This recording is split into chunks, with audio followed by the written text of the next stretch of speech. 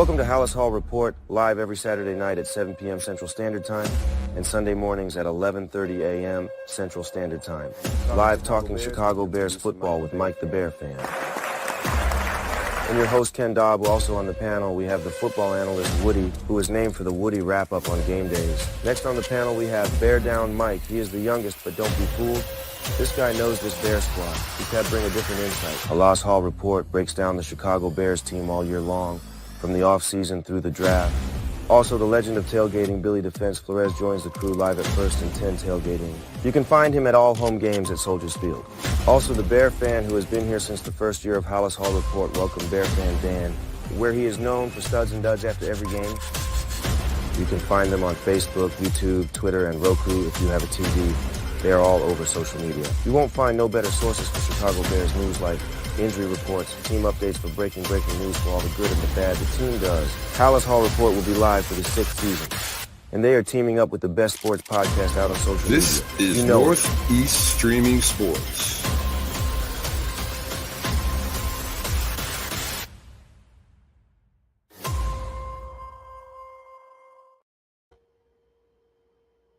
Good morning, Roku. Good morning, Facebook, and good morning, YouTube, and everywhere else out there on the internet. Welcome to the Sunday edition of the Halas Hall Report. Today we've got Woody, and Woody, it's our first Sunday with no football. How are you doing today? Not good. I did my Lego set. I'm recovering from shoulder surgery, but yeah, it hurts my feelings. No football, and of course, we've got the producer extraordinaire in the back there, Mike, the Bear Fan. Good morning, Mike. Good morning. So, yeah, guys, no football today. It's the first Sunday without a game in a very long time, it feels. We have 204 days until the next game. Start counting. Yeah, it's going to be a long one, man. It just. To me, it felt like the season went so quick, and now it's like, oh, we got all this time until another game. It'll go quick. It'll go quick. I mean, we are getting older, you know. The older we get, the faster it goes. So each season does go by faster and faster. Yep. I mean, we got the combine in about a week and a half, followed by free agency. Actually, we got the things coming up. We got the combine coming up. We got tag day. Right, the tag deadline for teams, combine, the tampering period, which I still don't kind of get the whole tampering period. You know, like why even have a official you can tamper with them period? Just make it the 15th, like everything, but whatever. We have the 15th of March, which is free agency begins, and then we get the draft, and then we get the June 1st new start of the new fiscal for some more cap cuts. And then we get camp. So, I mean, yeah, it should go pretty quick, but it's still just weird not to have football today at all. And the USF or the USL, is that what they're calling it now? Or the UFL? Yeah, no, it's USFL and the XFL have merged. So now it's like the UFL. They start pretty soon at least, so there'll be something to watch. And a few players have come out of those leagues, but until then, we've got some Bears stuff. Obviously, last night we covered Whitehair being cut. We covered Eddie Jackson being cut and some of the free agents. Today we're going to go. You should take a few minutes to ask Woody what he thought since he missed. Yeah, that's right. Woody missed yesterday. So what do you think about the two cuts, Woody? Whitehair and Jackson. I agree 125%. That frees up like what, 21 million? 21.7. Yeah. So we knew about Eddie Jackson. We had a good, pretty sure idea about Cody Whitehair. So that's telling me that I think Ryan Poles is going to make a big free agent splash before the draft. So that's what I think. We needed to get rid of those guys. You know, Eddie Jackson, he was good until they changed his number. And Cody Whitehair was just going down. So, but with these cuts, I'm thinking Ryan Poles is going to make a splash at free agency. So do you think like either of these guys are done, or do you think that they'll sign on with someone else? Oh, they'll sign on with someone else. was thinking about it.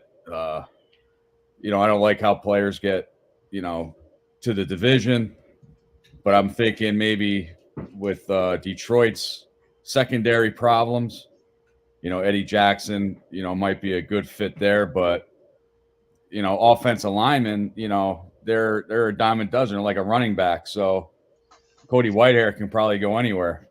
I don't know if he'll start, but he could probably go anywhere. Yeah, Cody Whitehair, I think, is definitely serviceable as a rotational guy. He's obviously a guy who can play at any position in the line you need because he did it here, right? And got to thank him for that, his willingness to go wherever the Bears need him. Talk about being a team player, but not worth $8 million that we were paying him for sure. No. But then the flip side, though, you get a guy like when Des Bryant got cut, never played a snap again. So some of these guys, they become cap cuts, and we never hear from them in the league again. So it'll be interesting to see if either of those two latch on anywhere. And I agree with you. I think the Lions kind of need him more than anyone else in the division. But they've already got one curse word there. Oh God. The guy. Yeah. See, I don't even. Oh, don't say it. Yeah, the guy's name starts with a V. Yeah. Mm-hmm. Yeah, my heart's scringing right now. So it'll be interesting to see what happens there, and then it'll be interesting to see because we can't avoid it. We haven't been talking about this much. Honestly, I think there's way too much to talk about going between now and the draft to talk just about this whole thing. But we're going to bring it up anyways because it's been everywhere you look for 2 months, and that's Justin Fields and Kevin Warren, the boss man, just said, I'm glad he's on the Chicago Bears. Now, to me, it sounds like a ringing endorsement that Justin is going nowhere and that we're keeping Justin and we're using the pick to do something other than quarterback. So, Cody, what's your take on it? I like I said, I agree with. I always said that the Justin Fields will go on, stay on the Bears, but we want to make these other teams below us thinking that we're gonna either just draft Caleb Williams so we can maybe trade down a little bit. With him saying that, Washington, New England would, they're not going to be trading with us. We might have to trade that 9th pick to maybe get some draft capital and just draft Marvin Harrison. But like I said all along, I mean, Warren said last year, he's like, I'm going to wipe out all the coaches and stuff and bring my own people in. So I'm saying Warren has a little bit more word than Ryan Poles. But I always thought that we're going to keep Justin Fields anyway. Yeah, Mike, it seems to me like even if teams don't know that we're going to keep Justin, like you can still create between Washington and New England a little bit of a market saying, well, hey, Washington, if you don't take number 1, New England wants it, and they're going to take your guy. I mean, other than that, I agree with Woody that you got to make them think we're taking Caleb, which annoys the piss out of us because we have to hear all these Caleb Williams arguments about, he'll make the Bears a Super Bowl winner next year, which is completely ludicrous when I hear these people make these arguments. I mean, but Mike, you got to feel that there's got to be a little bit of jockeying to create a way to maybe get out of 1 and move to 2 or 3. Yeah, for sure. As we all said, if we tell them, hey, we're keeping Justin Fields, I feel the first overall pick ain't worth the trade to other teams. If you make them guess, say, hey, we may trade Justin Fields, we may go a different way. But I'm with you guys. I personally think we're going to stick with Justin Fields. We got way too many needs that we need on our team, from center to wide receiver to edge rusher. We got too many needs to be worried about, hey, let's switch the quarterback position. If we didn't need anything else, possibly, but I don't think we're going to change. Yeah, we probably have 4 major needs right now, right? Wide receiver, edge, safety, center, running back, center, and then running back would be a 5th actually. So Woody, how much do you think of those needs? How I kind of have a feeling what we might do in free agency, but which of those needs do you think will take care of in free agency? Edge. I'm thinking we're going to do edge in the free agency. There's too many edge rushers out there. We're linked to Hunter. We're linked to Chase Young. We don't know what these guys are going to do yet. But those are the top two, I think. The thing about Hunter, though, Minnesota's in cap hell. Yeah. Probably Minnesota fans, want to get rid of Kirk Cousins to keep Hunter, but we don't know yet. But the age, I don't know about Hunter, but, look at what Robert Quinn came and did when he played in Chicago. So I'm thinking we're going to do edge in the free agency. So the one thing, if you can bring that list back up, Mike. I mean, I agree with you on Hunter, at 29 years young, but I got to sneeze. Okay, but if you look at, excuse me, Chase Young, he's obviously about $7 million a year cheaper. Could have a higher ceiling if the knee injury's behind him. Why not put him back with Montez Sweat? Watching the Super Bowl, Young, I mean, got sacked, he created pressure, played well with Bosa. Danielle Hunter, I kind of agree with you to a degree. That's $20 million. You spend $20 million on JJ, that's 40 of your $65 million, and you still got a lot of odds and ends to deal with. But I mean, Danielle Hunter would be great. I mean, Josh Allen would almost be a dream in a way. And these stats are literally the last 3 years. I only went back 3 years, so these are the last 3 years stats. I mean, but I think more the case for Danielle Hunter, though, Woody. I mean, on the age thing is that we're in that window now, right? Yeah. Thanks for graphic, Mike. I think we're in that window now. This is supposed to be the go of the playoffs here. Well, if you go to playoffs, what are you supposed to do in the playoffs? Win the Super Bowl, right? So, right. Danielle Hunter, I agree with you, makes sense, but money-wise, Chase Young might be better because then we could spend some money on a free agent safety or a free agent center as well, or both, or even a running back. We still got a running back situation. We've got two good running backs, but the Bears have been in this mindset of having three, right? So, I guess the question is, are we going to spend any money on a running back, or are we not? I mean, the link was, I don't want Saquon. Now we're talking about Chase Young with the edge rushing and stuff like that with his injuries. Look at Saquon with his injuries. He only had one healthy year, and I remember when he played us, he had a non-contact injury. So I think we're just gonna with the Derrick Henry. It's hard to say, but I'm thinking that I think we're gonna draft the running back. I don't know. That's running back's tough. If we don't get Henry, I'm thinking we're gonna draft one. But if we get Henry, then all is good. But shoot, the money we just saved, we could literally go get Nick from Kansas City, the center, Chase Young on a deal, and Henry for what we saved, plus some, and we could spend it somewhere else. You know what I mean? I'm not saying that's what they're gonna do. It would be nice because the depth right there is solid. So this is the center we were talking about on the bottom of this list here, Woody. Nick Allegretti. He's the backup in Kansas City.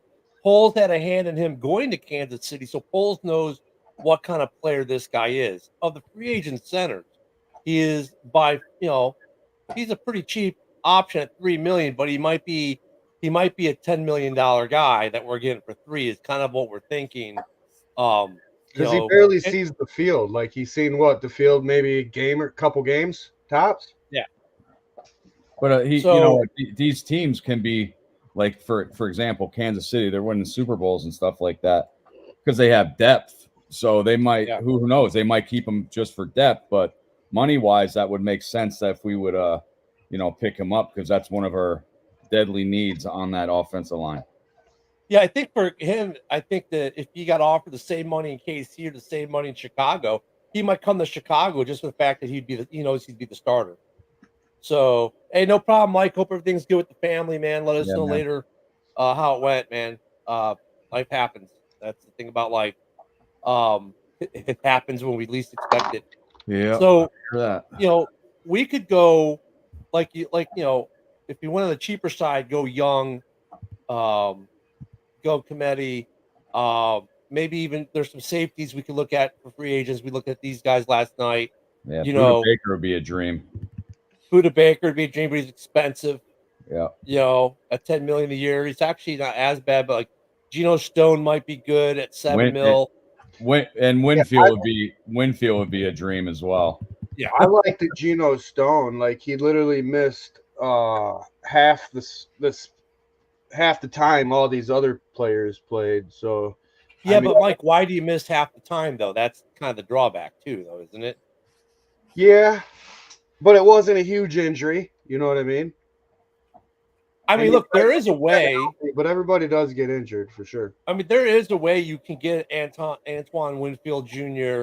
and Daniil Hunter, and because look, we have 62 to 68 million, depending on who you talk to in cap. But come on, let's face it. Poles sprinkles that magic cap dust, and all of a sudden 20 million appears because they restructured this, they redo that. I mean, there's ways to get money, but I agree though with Mike's initial assessment that, and what you said, they're making a splash. They're spending, we're spending money. And I guess the question, when you go back to what brought the topic up in a way with Warren's comment about Fields, if you're going to say this, right, that makes sense to make a splash and go out and spend a lot of money on big impact players that are going to take you to the next level. Are you going to do that if you're drafting a rookie quarterback? True. You got to remember too, though, we're more than likely going to pay most of that we just saved on Jalen Johnson. Maybe not all 21.7, but close to it. He'll get 18. Close to about 20, yeah, 18 to 20 for sure. Yeah. I just said 20 for sake of argument. That gives you 48 million to work with. Out of that 48 million, if you do Antoine Winfield Jr. and Daniil Hunter, that's 40 million right there. Of the 48 you have left, you've got 8 million for odds and ends. But then the thing is as well, though, if you sign him, it's not really 20 million a year because the way that they structure it, it looks at 20 million on paper, but the cap hit ends up being 13 because I still don't totally get how all that works. But you sign a guy, he's got a $20 million contract for the year, but his cap hits 13 because of the way they do bonuses, guarantees, and all this other little language they use to move stuff around. So, when people think, like even for JJ, it's not really going to be 20. It's going to be a cap hit of 15 or something because of the way they do whatever they do in the language. It's all about the language with these contracts, it seems, not the actual money. For sure. I think we're going to make a free agent splash where we need it the most. Like we're like, I know our defense picked it up at the end of the year with the interceptions and stuff like that, but the addition of Montez Sweat helped us out with the sacks, but we need more pressure on the quarterback. So that's why I'm thinking maybe we'll do a big splash on the edge on free agency. I mean, Daniil Hunter would probably be the big splash because A's from the division. You're taking a guy from the division, high producing, 18 sacks. What was it? 18 sacks last year, some stupid gaudy number like that, 15 or 18. He's a little bit on the older side. I mean, I said we'd get Chase Young at the trade deadline after we signed Montez. Remember, I said, watch, we're going to end up signing, Young at the end of the year anyways. He's great for longevity's sake. If you're going to put him on a long deal, 4 or 5 year deal, he could probably play you all 4 or 5 years. Winfield probably be, or not Winfield, Hunter's probably what, a 3-year deal? Probably. I just don't like it at 29 years old. Yeah, I mean, but like I said, how old was Robert Quinn when he broke our sack? One year, great, but then after that, Yeah, but look at Khalil Mack. I mean, Khalil Mack's up there age-wise, and he's still balling for the Chargers. Yeah, he moved, though. Yeah, he had a big couple years in Chicago, but huge contract, hurt half of it, and it's like it wasn't worth it. I'd rather have somebody younger. Yeah. Well, the problem is, though, the younger option just came off an ACL 2 years ago.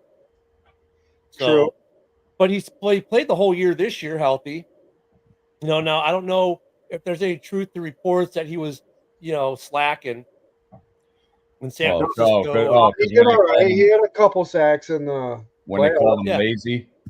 Yeah, they called him lazy. But he he had one of the 2 sacks in the Super Bowl for the Niners. So, you know, I think maybe Justin will talk to Warren and Poles and say, listen, he's an Ohio State guy. Bring him in. Well, I think we're going to make a big splash too, but like last year, we were all wrong on where they made that splash at. You know what I mean? But last year there was a lot more options. True, but Yannick is gone, so obviously Yeah. they're going to need somebody there. I think they're going to bring back Justin Jones possibly because the addition of Sweat, Jones' production actually went up. Yep. Yeah. And I think mind that. But like Justin Jones isn't going to cost you much. No, you know, they're probably tight end wise. They might bring back both tight ends, to be honest with you. You know, we didn't see a ton out of Tunyon, but he did some blocking.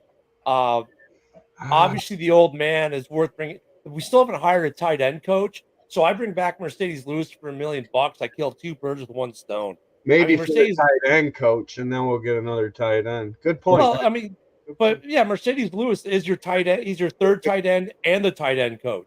I think he's over that limit. Time to hang the helmet up. Don't get me wrong. You know, he's decent blockers, stuff like that. Hey, Mike, do you have a better option going somewhere else? Mike, do you have a list of free agent tight ends? No, I'll have that next week for you, Woody. All right. Yeah, and then, you know, who knows? Maybe we pull a tight end up in the draft. I mean, the number 9 pick could be a luxury pick if you think about it. Like last year, Jahmyr Gibbs was a luxury pick for the Lions. And look how it worked for them. I think at 9, you can have a luxury pick in a tight end. You can have a luxury pick with a second wide receiver. Because I hate looking at the mocks. It's way too early for mocks. But like I did the one the other day, Dunez was still there at 9. So I took Marvin Harrison Jr. and Dunez. I mean, now you have 3 number 1s on your roster. Or if they don't make a splash in free agency for an edge rusher, remember they got that great guy Verse coming out of Florida State too. That he's probably ranked best edge rusher coming out of the draft too. Right. So there's some other scenarios in which you could take that 9 pick, and I think Poles will probably have a feeling like, okay, here's a list of like 6 guys, right? Or 5 guys. If any of these 5 guys are on the list, I'm using the pick. If like after 8, and if Dunez is there, I'm taking Dunez. If that edge rusher's there, the kid from Florida, I'm taking him. If that tight end everyone seems to love is there, I'm taking him. If they're not there, I trade out, get more capital, and maybe pick up a second round, a first for next year and a second in this year, and do some damage. But that number 9 pick for us could be a real luxury pick if you think about it. Like we could become very embarrassingly rich at a certain position or two. With that pick. I kind of like Mike's comment. Noah Fant be better than both Tunyon and Lewis. Yeah, it just depends on what you're spending, right, on Noah Fant. Because if we're the splash is going to be on those 2 or 3 impact players, be it edge, the safety. I mean those are center. There's not big money at play. It's for the center free agents. Doesn't look like, comparatively speaking, the splash is on the defensive side of the ball. Unless you're signing a wide receiver or you're signing Saquon, I guess would be considered a splash because he's going to be 12, 13 million probably, which is not worth it. King Henry would be a splash name wise, just not money wise. Yeah. So, but it's going to be interesting. Our cap space after the cuts, I think this is what we were at. That was 66.9 at 21.7 is what we saved yesterday. But that 66.9 could really, realistically, for signing purposes, be over 70 once they sprinkle that magic, dust over contracts and do what they do. What do we got though? Before that, we have to re-sign. How much do you think Jalen or JJ goes for? How much do you think we re-sign him for? Oh man, I don't know. You guys probably won't agree. I don't think we're gonna get a contract. I think we're gonna tag him. I really do. I don't think they're gonna get a contract before that. Before the season starts, I really don't. Mike, what do you think? Okay, I'm sorry. Go keep going. What? Yeah, I don't know. Mike, how about you? I think they're going to sign. I think they're going to make an agreement. I think it's going to be right around $18 million per year. Yeah, that's what I was saying. I was saying about 7. I mean, they made some cuts, and we did have like 40-something million to spend before we made those cuts. We made cuts for a reason. They're making a splash somewhere. Is it Jalen Johnson? You know what I mean? But, I mean, you are 100% right, though. Who else are we going to use a franchise tag on if that was even an option? Mm-hmm. And only the franchise, I think the franchise would probably be right around 20 million as well. Yeah. And like, I guess though, if I'm Poles, I can say, look, I want to pay you, but you see what we just did with Eddie. So I want to pay you, but I want to be smart about it so that you can actually fulfill the entire contract, because Eddie thought he was going to make all this money. Well, there's 18 million he's not making because he kind of, he could still be working if he'd taken a little less on his last contract, I guess, is that kind of argument. So look, at right now, yeah, you're probably worth 18, but 3 years from now, you'd probably be worth more like 12. Well, so yeah, the question is that how much does Jalen Johnson, because of the year he had, how much do you think Jalen Johnson is going to get? What does he want? That's why I'm thinking he wants more than what the Bears are going to offer him. That's why they're going to franchise tag him, maybe work out a contract within the season. I don't think they're going to sign him before that season starts. Yeah, Bear Down Mike would say 4 years at 19 million per. With incentives. I think he'll go more like around 16 mil plus incentives, with incentives making it upwards to a 20 million contract. So we're 16 million, 4 million in incentives. You hit certain incentives, you get paid more. I think players kind of are okay with that because they see some of these players hitting all their marks. And then it also makes ownership feel better because you gave that player a reason to earn that extra million versus, well, I got my 14, I'm good. You know what I'm saying?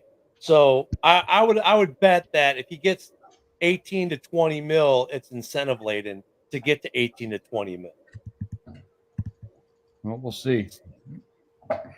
So, and then one other quick update, and I don't know if it's much of an update, but Arlington. So the new stadium, we got about two and a half minutes left before we roll out of here. Arlington's kind of at a standstill right now. So, Mike, did you see anything in the news? I don't think there's anything really new, is there? No, I went and checked it out yesterday. It's basically the old news from before. It's all about tax purposes and money, basically. They only want to say they're $100 million in difference. So we'll just go with that.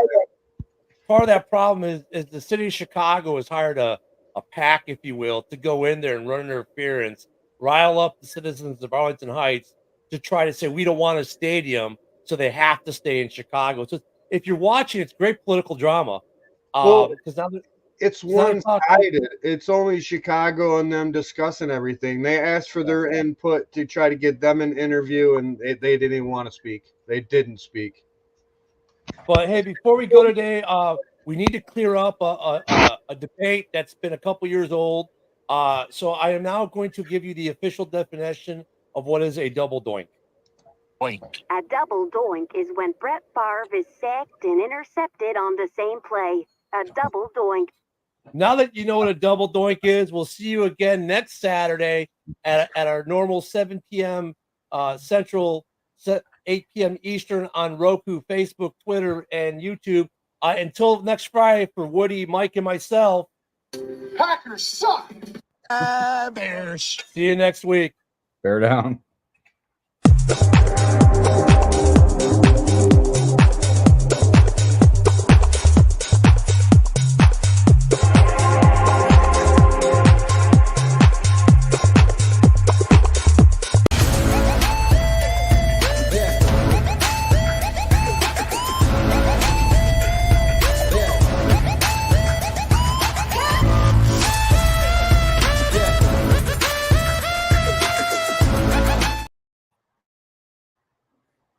That works. Welcome to Halas Hall Report, live every Saturday night at 7 p.m. Central Standard Time and Sunday mornings at 11:30 a.m. Central Standard Time.